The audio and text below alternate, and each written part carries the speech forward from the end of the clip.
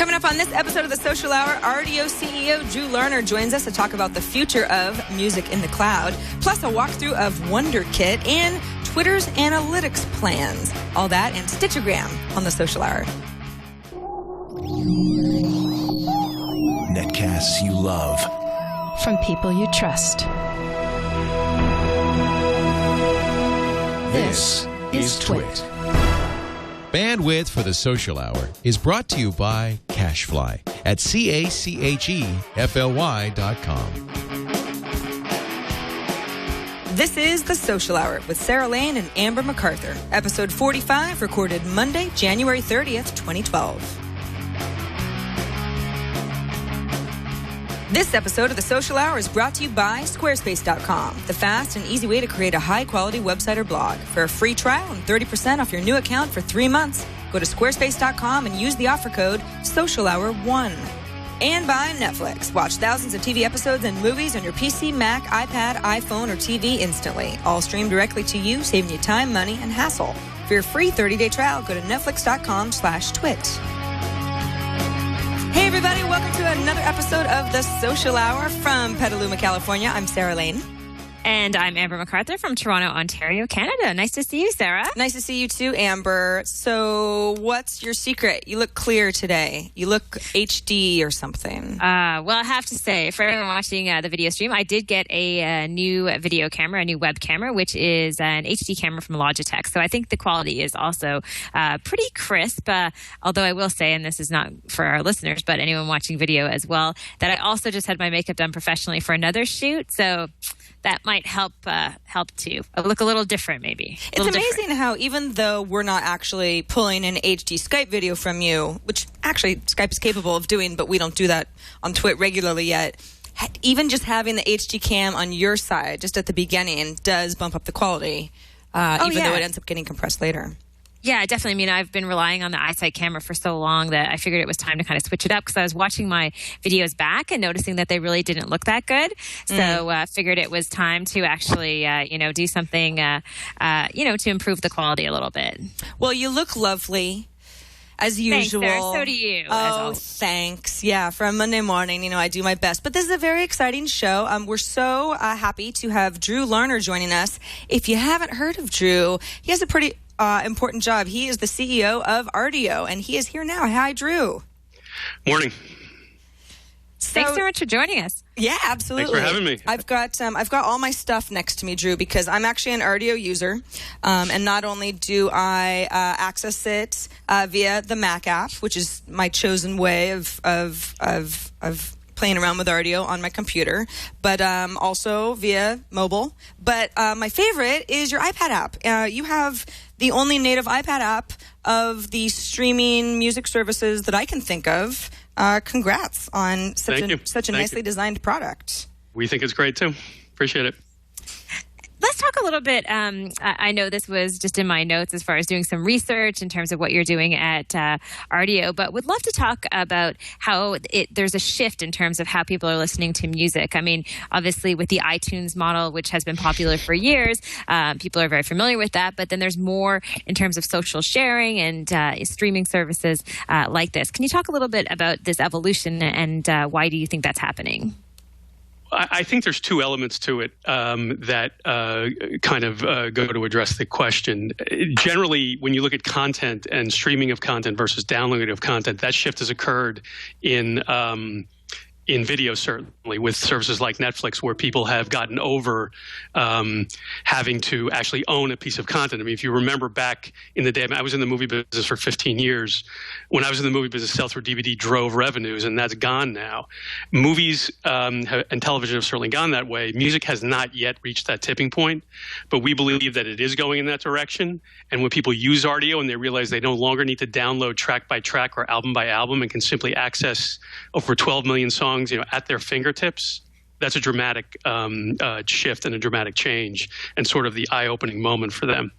On the social side, yes, that is certainly a big element of what we're doing. And one of the things the core thing that we've done in terms of the DNA of the service, we're about social discovery and the idea of following other people and discovering music through other people, as opposed to algorithmic discovery where sort of a machine is telling you what you should listen to. At core, music is about that friend who was much more into music than you were and turning you on to new bands, and you got to listen to this song. Rdio is built around that sort of dynamic. This is actually something that I use a lot, and that's the activity area. So I can follow Drew, for example, and Drew can add a album to his collection, say, or start a playlist, or even what you were listening to, and that's all information that I end up getting, which is something that you could also get through integration with Facebook, which Rdio is involved with too, but directly from the app is really nice. I wanted to ask you, Drew, something that I have friends who say, I love music in the cloud because I'm not so crazy about filling up hard drives or physical media anymore. And they'll say, but if you love an album and for some reason that service goes down, you don't really own it, it's not really yours, you have no access to it. How do you think that the shift to trusting having access in the cloud is just going to happen, or is there something that people need to change in their thinking to want to start using services like Rdio if they're reluctant? It's a very good question, and it's sort of the key element in not just us but all of our competitors as well, is that gating item of getting people to move from ownership to access and getting them comfortable with, as you said, not having a physical copy, physical or digital, sitting on their hard drive or going way back, that rack of albums or that rack of CDs that, express their collection. Sort of going back to what I was talking about in terms of the social, what I think we've done really well is create the ability for people to express themselves through a collection. As you said, you can see on Rdio what I listen to, what I add to my collection, and that allows me to, again, figuratively walk into that room with that rack of records and say, this is who I am. And we think that's unique. But getting people over that hump from ownership to access is a challenge. And I'd be naive in saying it's going to happen overnight, because it's not. But we feel like the more people use the service and the more they see how easy it is to move from desktop to mobile, to be able to listen offline, which is a key element, meaning you can basically download songs to your mobile phone and listen to them on planes or on the tube when you don't have connectivity. We think it'll get there. I was reading this article, I think it's in Fast Company, where there was a statement that the future of music will be determined by app makers. And you had a really interesting comment in terms of that. And I know with Rdio opening up its API, can you talk a little bit about that statement and what you think will happen? Well, I think the notion of an API and the world of apps, again, not just on Apple, but on Android as well, and even BlackBerry for that matter, is a way to get the music out there and get people turned on to the service. Marketing a service like ours is a challenge, just like any other service on the internet. It costs money, and awareness is something that we are working on a day-over-day basis.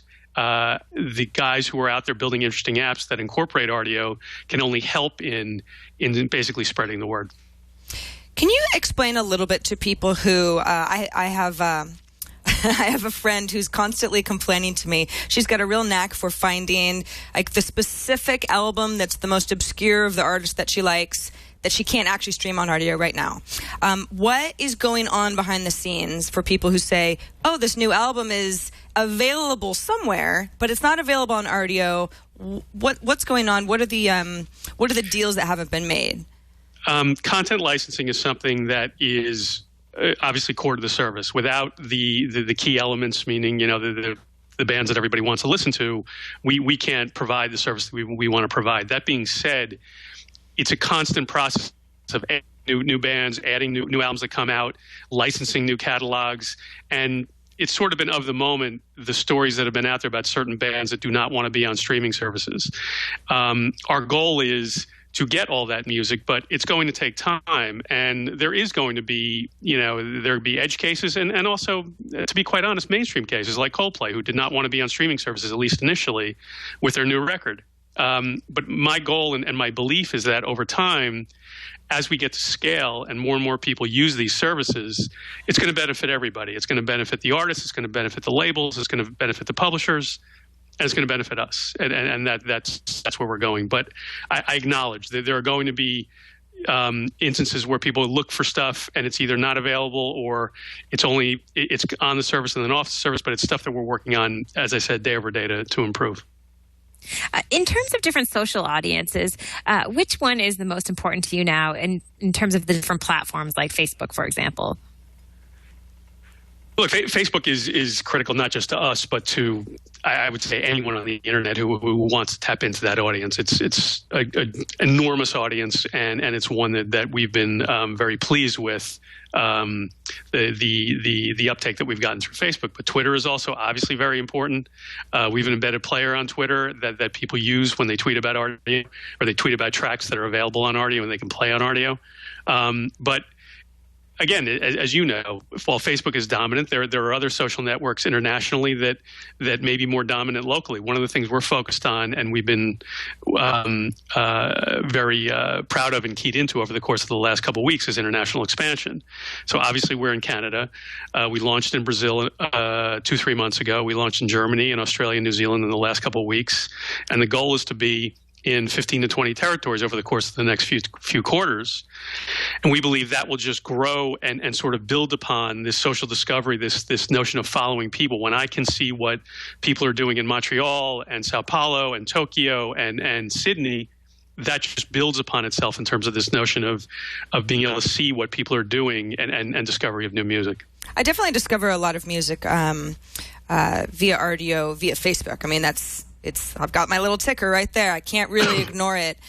For anybody who says, okay, well, I've got streaming music services. I get the concept. I've got some different choices. They all kind of seem the same, similar pricing, similar mobile access. How is Rdio different? And how do you want to set yourselves apart going forward?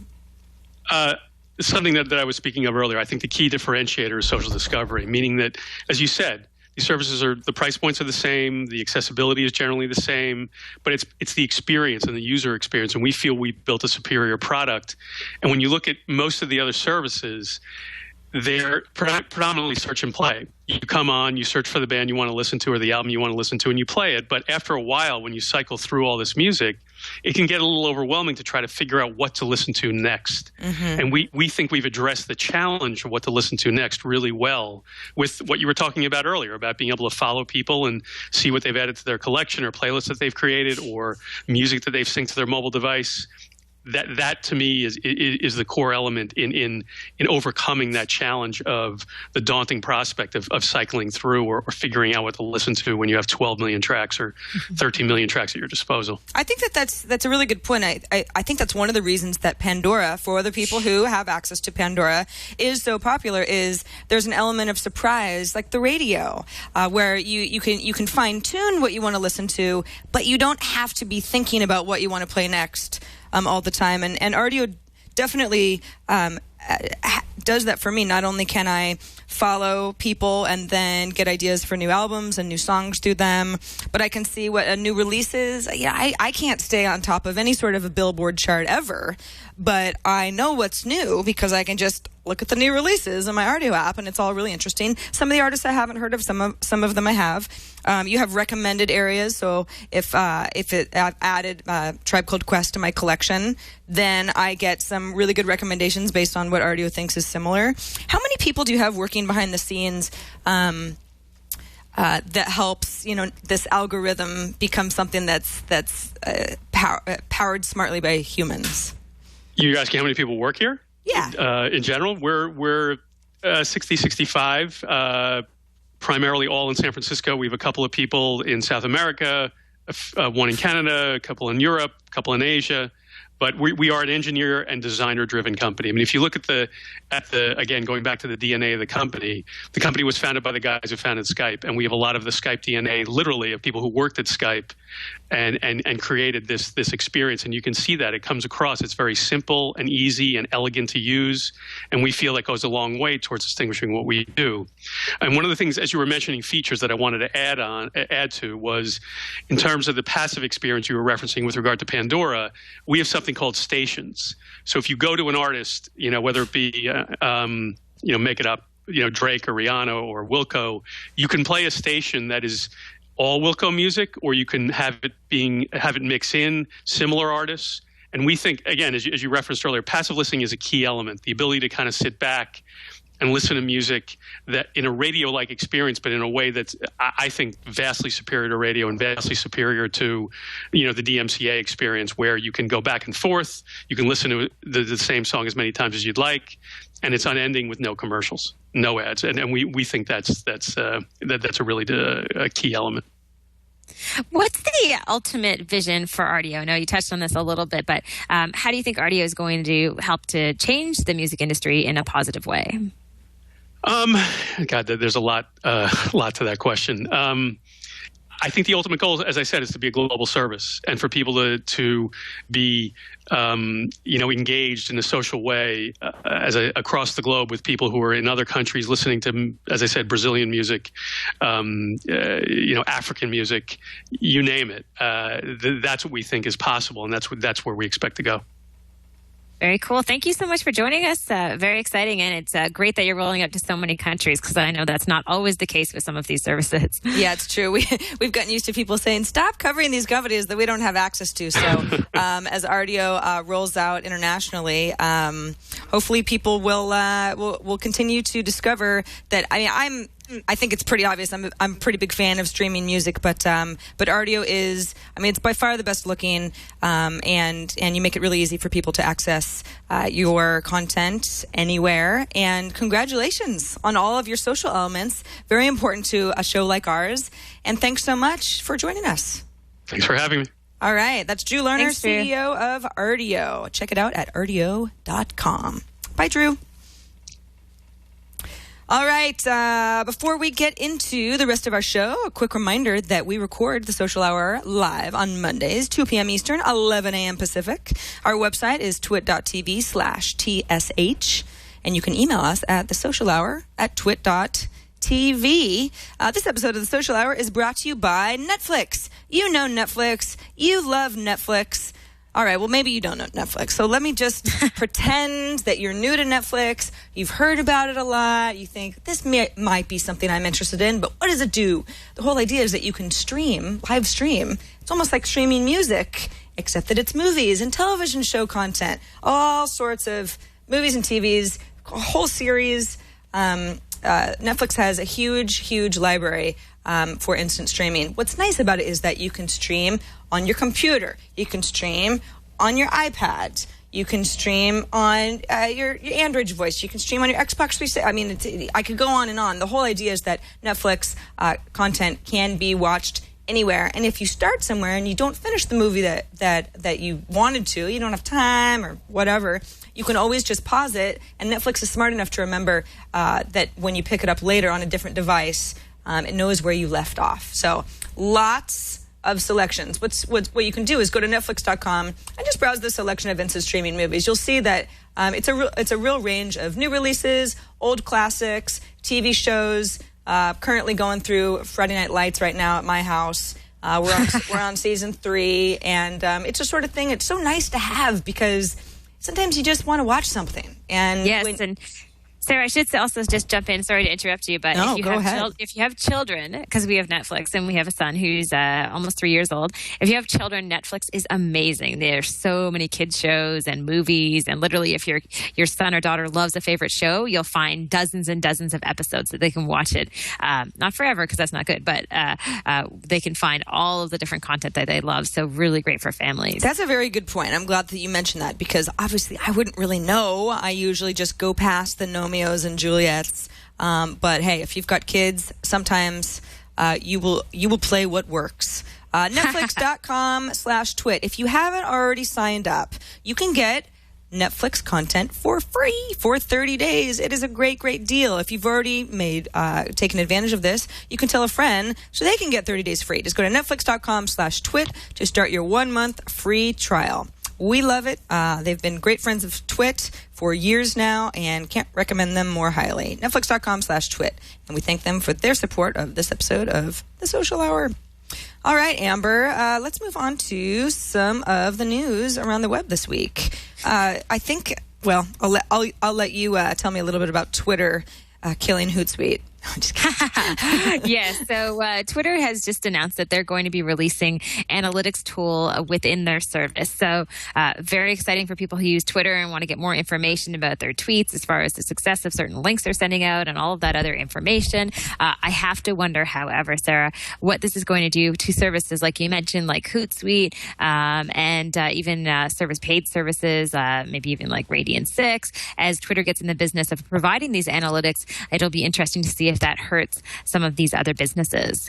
This seems to be this is the sort of thing where when companies when they become the big guy, I guess you can consider Twitter the big guy in relation to a third-party app like Hootsuite, third-party service, that it's inevitable that if there are services that third-party services provide that are attractive, eventually Twitter will get on board and figure out how to do it better. I mean, Apple's another really good example of a company that does this a lot. I guess it's inevitable, although sometimes it can feel almost as if, not that it's stifling innovation, but that if a company isn't acquired by the larger company, then it's almost as if, what did they do? They built up something that then the big company just decided to take for themselves. Yeah, I mean, I think it's interesting. It'll be great for people who use Twitter exclusively. Obviously, there's still a place for Hootsuite and other services like that because they allow you to get information and send postings to multiple social media services. So you can send to Facebook and you can kind of manage your multiple social media accounts in that one platform. Obviously, Twitter's never going to do this. They're not going to allow you to get analytics for these other services. So I think there is still a place for those companies who provide those tools. But I think it'll be fun to see if their analytics tool is any good. I know with Facebook, for example, with Insights on Facebook that allows you to analyze the information if you have a page on Facebook, there is amazing data there, and they compile it together in a really easy to digest way. So looking forward to this. No news on when it's going to happen, but it looks like in the next few months. Yeah, Dom in chat said, do you guys have a link? I want to try this out. This is just a report that it's coming in the next few months. Twitter doesn't have anything to show us just yet. But you can imagine that the people at Hootsuite and Social Flow is another example of a company that provides analytics tools that Right Web mentioned.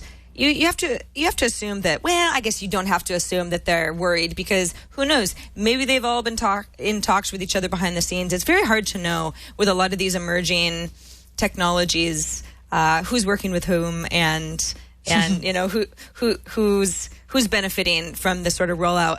Obviously, for a user, the more analytics tool options that I have, the better.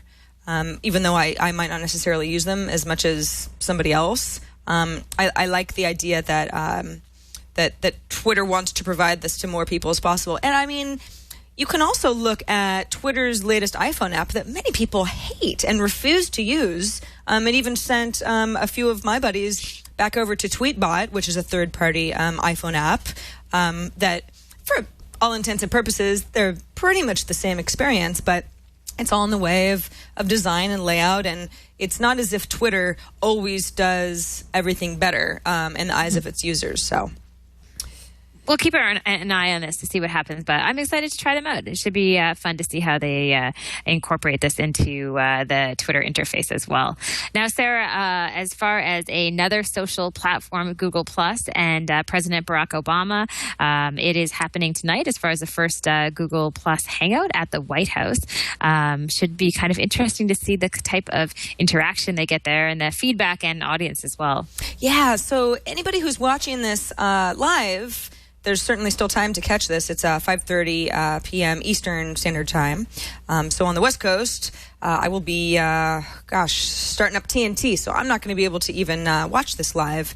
But if you can't, the video will be embedded on the White House's Google Plus page at whitehouse.gov, and then also youtube.com/White House. And I am really interested to see how this experiment goes because it's easy for the White House to say, we're social, we're going to be on Google Plus, President Obama is going to have this hangout. And I love the fact that they're trying this. At the same time, there is something organic about a Google Plus hangout that I can't quite imagine the White House would let happen. I mean, they these sort of organization that likes questions to be screened and make sure that the president isn't caught off guard or embarrassed or any of that sort of stuff. So I know that they are allowing some of the people whose questions and comments that they've submitted last week were chosen to then be part of the conversation in this live hangout. But it'll be interesting to see who else is allowed to be in there live with the ability to speak at any time.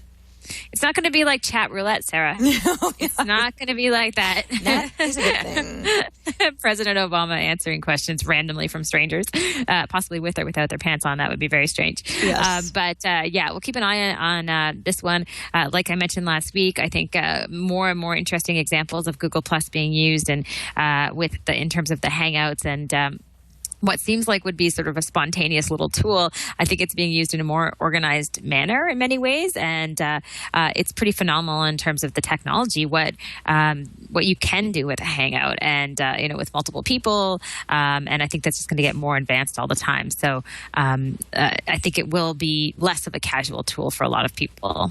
Yeah, I hope so. I want something like a Google Plus Hangout not to feel like it's been reformatted, whether it's the president or the CEO of a big company or a celebrity or anything. You want that nature of, hey, it's a Google Plus Hangout. We all know how to use this, and it's always the same. But to see how organizations can use it in different ways to further their causes. Amber, I read something over the weekend. Once in a while, we like to just share a link with all of you that it might be, food for thought. And Brian Lamb, who's now of The Wirecutter, formerly of Gizmodo, and before that Wired, thewirecutter.com is his blog, which is primarily a place of gadget review and recommendation, but some editorial. He wrote a post about the idea that he needed to really ramp up his information diet, which is actually the name of a book. But the idea that he was taking in way too much information and becoming a less happy person. Now, he's primarily talking about tech news because when he was working as the editor for Gizmodo, tech news, gadget news, that sort of thing, very breaking, very, competitive. That was maybe not the level of news that we're all taking in on a regular basis. Amber, you and I probably, yes, but some of the people watching or listening, maybe not. But that said, just the idea that there's so much being brought in that it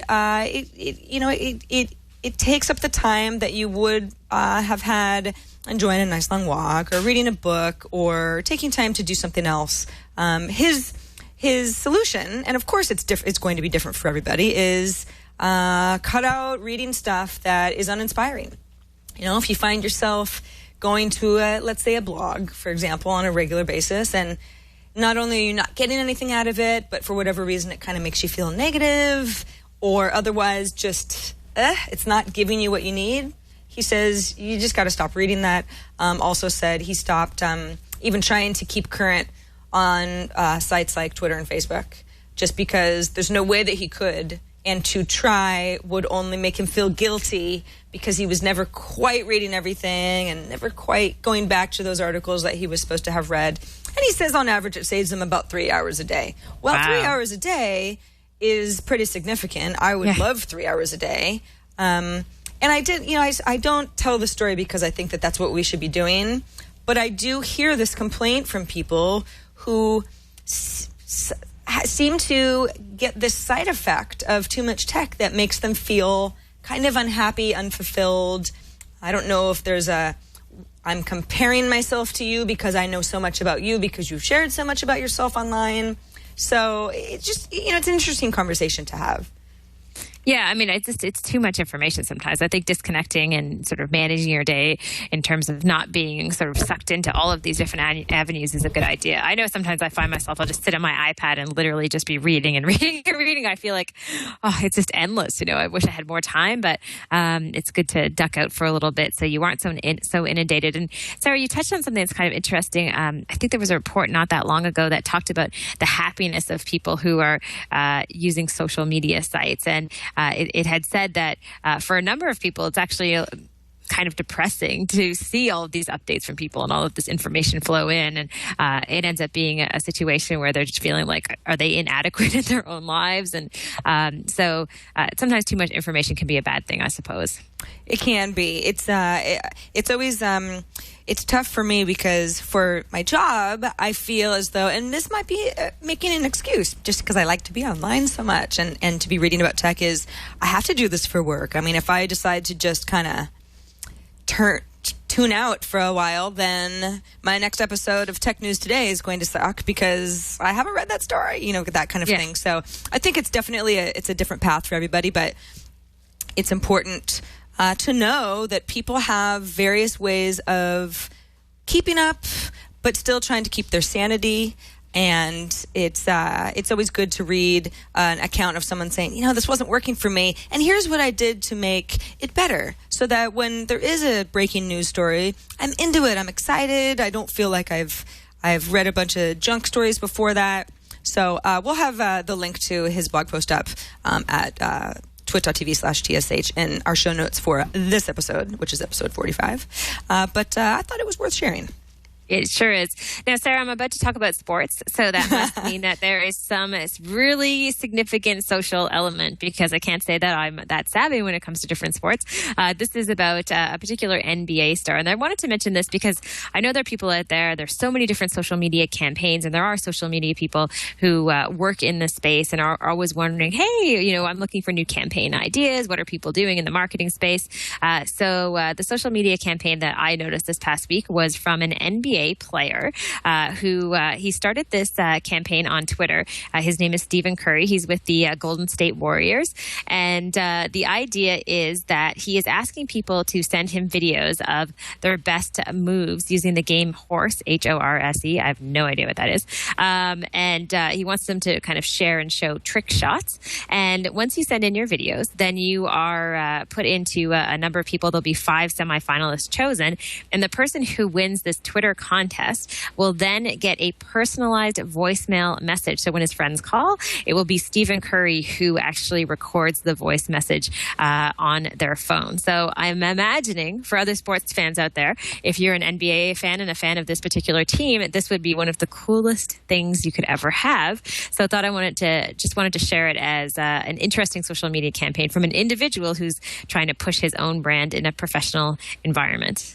Yeah, it's funny.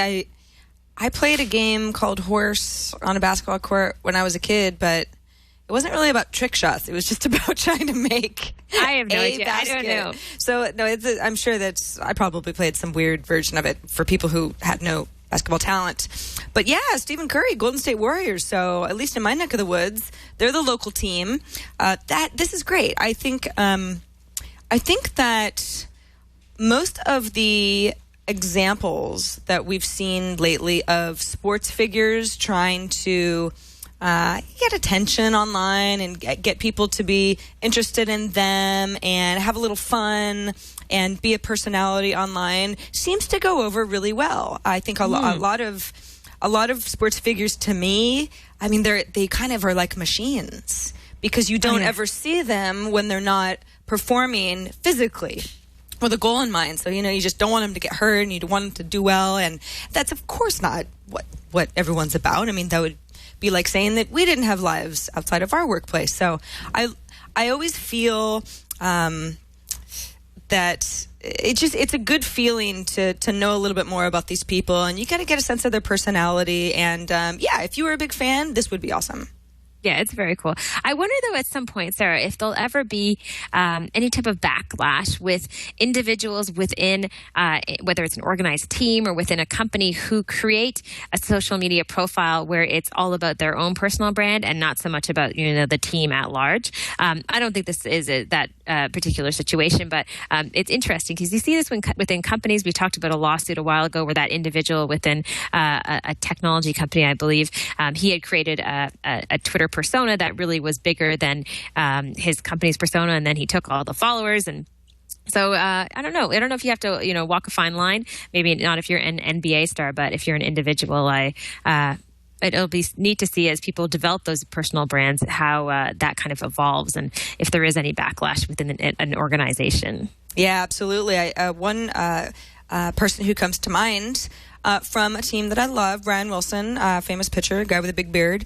And he is really funny. I mean, he might as well be a comedian, but it's like I've always sort of wondered how the rest of the Giants feel about his larger-than-life persona, because he's doing a lot of talk shows. He's certainly very much out there on Twitter, specifically, as kind of his own guy. He's not even talking about baseball most of the time, if that's the sort of thing that's frowned upon, because in many organizations, the emphasis is, hey, you're a team. If you're talking about team sports, this whole individual thing is, it kind of goes against the grain of what we're all about. So I'm not saying that he's doing anything wrong. I've just always sort of wondered how somebody like that is perceived by their peers. By the way, chat room, thank you, Stefan Curry. Not Stephen Curry. Just shows you how much Amber and I watch NBA basketball, obviously. Whoopsie. Yeah. Stefan, we're sorry.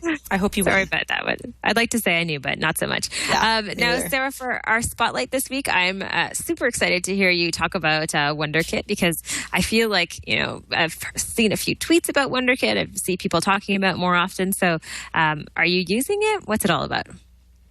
Yes. So Wunderkit is from the makers of Wunderlist, which is something that, Amber, I'm not sure that we've covered it too much on the Social Hour, but Leo and I have talked about it on iPad today. We love the iPad app. And Wunderkit is from the same company, Wunderkinder.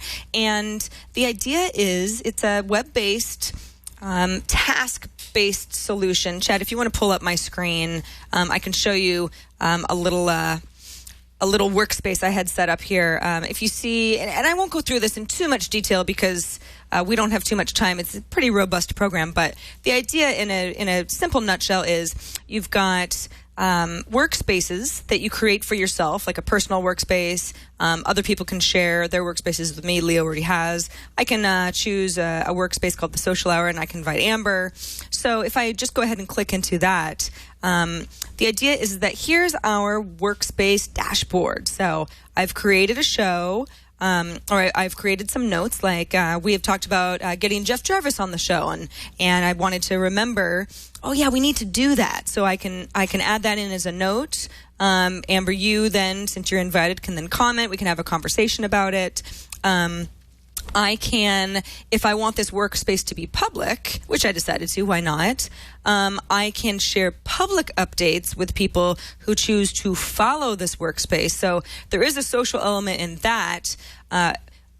Well, for anybody who thinks, well, I can't have, my whole workflow be public. Let's say you're in a band, for example. You wanted to talk about, I don't know, new songs or new tracks, or how what order your album's going to go in with your fellow band members. That can all be private, but then you could choose to share something publicly with your fans on however regular basis you wanted it to be. So so that's the dashboard area. Tasks is just what it sounds like, really. If you want to add a task, call Amber. Then I can assign a date that has to be completed by. I can assign a tag. If this was something that was like it was show prep or design, or whatever tags might apply to your particular project. And then you can assign that to a person. So if I was to say, I remember Amber wanted to do this, I can remind Amber that, hey, you got to do this by February 15th, that type of a thing.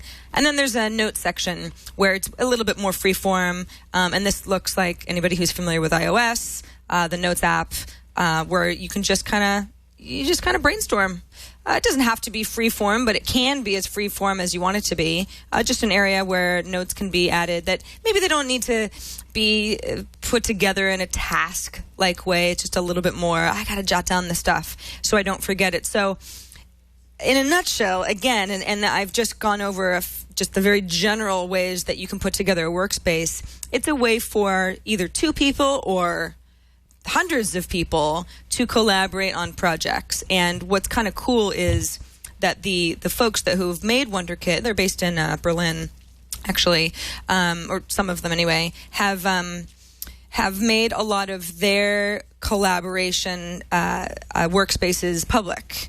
So, or at least they've shared them with me, maybe not completely public. So you get a real sense of how people who are actually working on a project like this talk to each other, because they're not always in the same room. This is really good for remote collaboration.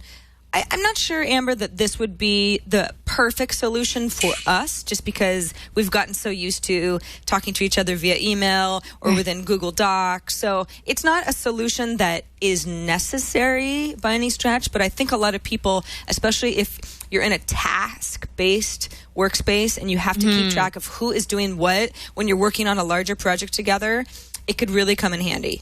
Yeah, no, it looks really cool. I was poking around a little bit and could see some definite uses for it, but hearing lots of buzz about it. So, Sarah, I think we are almost ready for our feedback, and I have to laugh because it says good email, sad email. Yes, we got 2 emails from 2 companies that we have profiled in the past. The first email, which I consider good, is from the folks over at Buffer. We had the co-founders of Buffer on our show some time back. It was a really great conversation, and they had sent an email. It's basically an email to all of the people who use Buffer, not just the 2 of us, with some good news. Buffer and a Twitter analytics service, yet another one called Social Bro, have teamed up. So they say now you can analyze followers with an algorithm. You can find out when you're going to reach the most people. As you might recall, Buffer is all about being able to harness the power of Twitter and when people will see your tweets, and being able to tweet out at different intervals if that's the kind of thing that you need to do to fit into your busy life. So Social Bro would give Buffer a lot more analytics so that you know if you're doing the right thing, if you're being smart. Also, Buffer and IFT, so that's IFTTT, which we've also profiled on the Social Hour in the past. That's a good one. I love that. Yeah, they've partnered up. So, for example, if you were to star something in Google Reader, you could add that as a tweet via Buffer. IFTTT, IFT. I've been told by the people who work behind it, it's IFT. So I just feel like I always have to spell it because it's not very intuitive otherwise. That's the service where you can assign all sorts of behaviors to things, to services that wouldn't necessarily work together, to make them work together. So it's great that Buffer and IFT are partnering up. And then finally, they've updated their email feature so that if you were to like an article, if I read Flipboard all weekend, every weekend, and if I like articles in Flipboard, and I have a specific Buffer email that it assigns me in my account, I could turn that into a tweet, for example. So the idea is that Buffer has really tried to integrate with some cool companies, some great services to make it more of part of your workflow behind the scenes. Very cool. Yeah. And I hate to say that now we have to switch to sad email. I feel like we need some music and sound effects now. But a sad email, we have talked before about Holler on the show. And Sarah, can you refresh my memory in terms of what they do? Because their site has, they've kind of shut it down temporarily. Yeah, so Holler was a way to, oh God. That's our sad music, apparently. I didn't know we had any. Holler was, I think I originally talked about it on the show because I was excited. It was a little bit, in my mind, a group messenger alternative where you could be in group chats with people who had similar interests. The Holler people, I remember they had written to us and said, we're not exactly like just another group messenger. We're much more focused around the idea of collaborating around activities. So if Amber and I and a few other people were really, really interested in running, and we wanted to, be pinging each other regularly, it was a little bit more of collaboration based around activities or interests. Okay. Yeah, I remember now. Well, unfortunately, they are shutting down, and we got an email from Nick O'Neill, and he wrote us an email to explain that they are shutting down and they are shifting direction. So now if you go to their website, you'll find a little note letting you know that you should expect something new in the spring of 2012.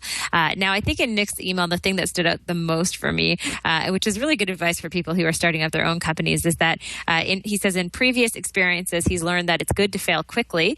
So that's exactly what they're doing. And they're going to try to take a total pivot and come up with a new service offering. Not a lot in terms of details surrounding that, but they're not gone for good, I guess. Just a revamped service and something a little different. Yeah, I think I hope that they come back with something amazing. I mean, holler.com, first of all, I know that that's just not everything that the service was about, but that is a great URL. That is a good domain, you know? So it's like, you got to do something with that.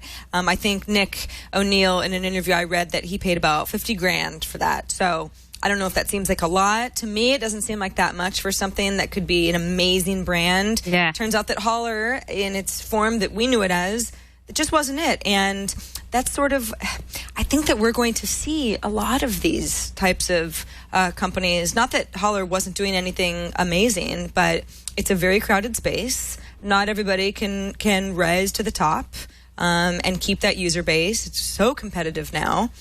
So we don't want to spend too much time profiling companies that we've talked about in the past that have gone under. But this is not necessarily a bad thing. Holler says, listen, it wasn't working. We're going to pivot, and we're going to come back better than ever. So we will definitely be watching. Keep an eye on that. Exactly. Okay, Sarah, so for our tweet of the week, I'm not sure if you are familiar with the band Nickelback. I am. But they are a very famous band. They also happen to be Canadian, and don't hold that against me. But they are probably one of the world's most loved and hated bands that I have ever heard of. And on Twitter, oftentimes Nickelback gets attacked by people who hate their music. They hate them. Sometimes the attacks get violent. Now, instead of dropping Twitter altogether, Nickelback has come up with a really interesting strategy, and I think people can learn from this as well, is they're trying to use humor. They're trying to continue to engage with people who maybe aren't big fans, maybe turn others into fans, and just have a little fun with the experience. So here's a perfect example for our tweet of the week. Nickelback got an email that had a lot of swearing in it, very negative, and they wrote back and said, listen, we're immortals. Sent here to torment you. Seems to be working. By the way, nice grammar fail. Next time, spell check first. Since there was a spelling mistake in the original tweet to them. So I think a smart strategy is, using humor, trying to win over some people that maybe think that you're doing a good job in terms of engaging. Yeah, I think the person who they are referencing is probably madder than ever. So I don't think that they're going to win that friendship. Oh, but no, yeah, not I mean, that one. It's kind of good for a laugh. It's listen, that band has gotten so much flack from so many people, more than any other band that I can ever remember. At least in our latest modern history, anyway. But the fact that they're like, listen, we're just going to try to have a good attitude about it, and flip a little sass back at people who write in, that we think are being unreasonable or just hurtful, that sort of thing. It's like, that's something that we can all learn a little lesson from, because it's easy to take everything really personally. And I don't know. I haven't listened to Nickelback music in so long that Sarah. Hey, sure. It's true. I could sing a song right now. It's just a few years old, so I'm not sure if it would make me feel silly because it's kind of old, outdated. But I think as long as people are still buying their music, right? It's not as if they're absolute failures. I think that's part of the reason that people hate them so much, is that they can't understand why other people like them. I know. It's just so bizarre. And I'm not saying that I'm going to start listening to their music. I was never a huge fan. I do know some of their songs. But when I looked at their Twitter feed and I saw how much they were responding to people and interacting with people, I think I gained a new respect for them. And I thought, good for you guys for going out and, facing this head on and trying to turn it into a positive experience. So we can all learn from that in social media, because, Sarah, let's face it, all of us who spend a lot of time on these social sites have been attacked, personal attacks or comments, at least once in our lifetime, if not more. So good lesson from those guys. Absolutely. You go, Nickelback. Never really thought I'd say that ever out loud, but just I'm going to cut that out and put it everywhere. Yeah. It's my new tagline. Want to remind everybody that we love hearing from you. The social hour at twit.tv is our email address. We'd love to get a question, comment, thought, new service idea, all that stuff is fair game. You can also leave us a voicemail, 2626 SOCIAL. Just look for the corresponding numbers on your phone. 2626 social is our Google Voice number. Please leave us a message. We'd love to hear your voice. Or you can always record a video. I haven't gotten a video in a while. I haven't gotten a nice, short, concise video in a while. So if you're feeling brave, send us a little video. Try to keep it to 30 seconds or less. And we'd love to play it on a future episode. Okay, Amber, before we get to your Rad or Fad of the Week, we want to thank Squarespace for sponsoring this episode of The Social Hour. Squarespace is the fastest and the easiest way to create a blog that's really going to impress people. Anybody can create a blog. That's not hard. But it's not always easy to create something that looks really professional. It looks like you spent a long time on it. Maybe you hired an outside designer, that sort of thing. Squarespace is a great way to get started. And when I say blog, it doesn't have to be blog. There are all sorts of reasons that you might put together a website. Maybe you're selling stuff online. Maybe you're a budding photographer. Maybe you have a podcast and you want to just be posting your episodes regularly with some commentary and some links. Or anything like that. The sky's the limit, really. Squarespace is a great way to put together a variety of different websites, and they've got a lot of extra goodies too, not just in their template design, which can get you started really quickly, but a lot of widgets. So, you got a Flickr widget, you got a Twitter widget. There are a lot of things that you can have added to your page that are dynamic. They're going to update regularly, that help all of your content seem fresh and up to date, like you're there and you're behind the scenes. They also have really good comment management and page management. I'm in the back end of Squarespace all the time, just making sure that I'm able to clean up comments. I'm able to quickly make updates to various posts, spelling errors, all that stuff is just, the back end, how you work on the content itself is really, really important. And Squarespace works differently than all the other guys. In fact, it makes some of the other engines seem really, really clunky, in my opinion. So you've got a lot of options there. And they also have really, really good customer support. I always tell people that because when you're trying out a new service for the first time, inevitably you get confused. You don't quite know how things work. That tends to happen, and Squarespace has always been amazing with their customer service. And you've always got somebody to answer your question at all hours of the day. So here's the deal. There's always a deal when we talk about sponsors. If you go to squarespace.com, sign up for a free account. You don't even need to enter a credit card or anything like that. It's really, really easy to get started. And you can hang out for a couple of weeks, build up a website. Just get familiar with the service. And once you're like, yeah, I love this, if you decide to go ahead and purchase an account, use the offer code SocialHour1. That's Social Hour and then the number 1, and you get 30% off for 3 months. Really, really good deal for this 2012 new year. SocialHour1 is that URL once you go to squarespace.com. And we thank them so much for sponsoring this episode of The Social Hour. All right, Sarah. So now it is our time for Rad or Fad. And I know people are going to make fun of me because they're going to think this is kind of silly.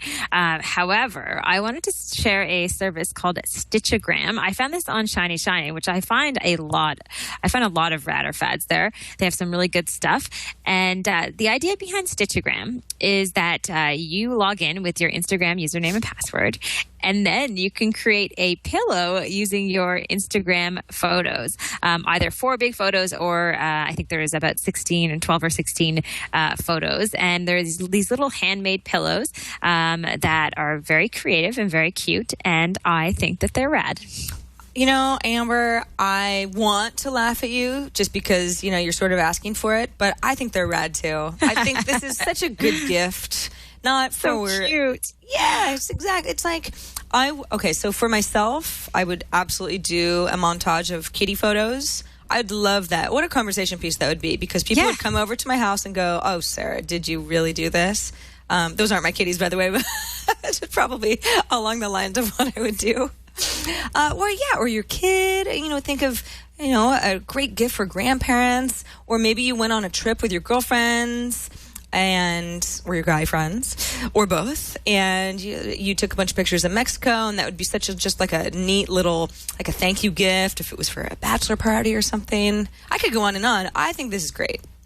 I love it too. So at first I thought it was ridiculous. And then I went in and I signed up and I started to drag and drop my Instagram photos. And I thought, oh, this is so cool. There's so many people, like you said, I think I could give this to you as a gift or just keep it for myself. Now they cost $43.50 for a pillow. So it's not really cheap. However, it is worth it in terms of something that is creative and sort of out of the box, especially if you're a huge Instagram fan. So Stitchagram, Instagram for your sofa. That is their tagline. I like it. I like it too. We're getting a little flack from the chat room saying, boy, you girls are girly. Okay, fine. What if you take a lot of pictures of monster trucks on your Instagram feed? I mean, and then put it on a cute little satin pillow. The idea is the pillow, not what's on the pillow. You can make it whatever you want. You can have a Nickelback pillow. You have to just start going to a lot of Nickelback concerts, I guess, or just take a lot of pictures of their albums at your local record store. Yeah, please don't send me a Nickelback pillow. Don't send me one either. Just saying that right now. We love you guys, but just get that out of the way. No offense to Nickelback, of course. You guys are great. Stitchagram. Okay, so we're in agreement. Stitchagram.com. It's rad. It's pretty rad. Yeah. I've seen many services that do cool things with photos and even some Instagram services, but this one is pretty cute. And I think, like Sarah said, great conversation piece. Absolutely. All right, Amber, we are just about at the end of our hour. It was very social today. So thanks to everybody who stuck around and watched with us live. Remember that we are live on Mondays, 2 p.m. Eastern, 11 a.m. Pacific. If you're watching us after the fact, you want to watch live next week, come on by. But otherwise, we try to make it as easy as possible for you to subscribe to our show, get quick, easy links to everything that we talked about in the show in our show notes area of each episode. All of our episode pages are at twit.tv/TSH. Just find the episode you want. And all of our show notes are there, as well as the embedded video. Plus, all of our download links are there as well. You can go ahead and subscribe. Ew. Yes, Sarah, did we tell people how they could email us, or did we forget to do that? No, I did. Oh, we did? Okay. Yeah. For some reason, I wasn't sure. I guess I just did it in a really boring way today, Amber. No, I just wanted to I feel like we switched up the email feedback. It's all good, though. It's all good. I just want to make sure that was my excuse for piping in and saying, make sure we get some feedback from people. Yes. Well, now you have no excuse. No excuse. The social hour, twit.tv. If you need one more reminder, that is how you email us. Yeah, more emails, please. We love getting your emails because you help us make a really good show. All right, Amber, that's it for us. Signing off from Petaluma. See you guys next week. We'll see you next week. Thanks, Sarah. Bye-bye.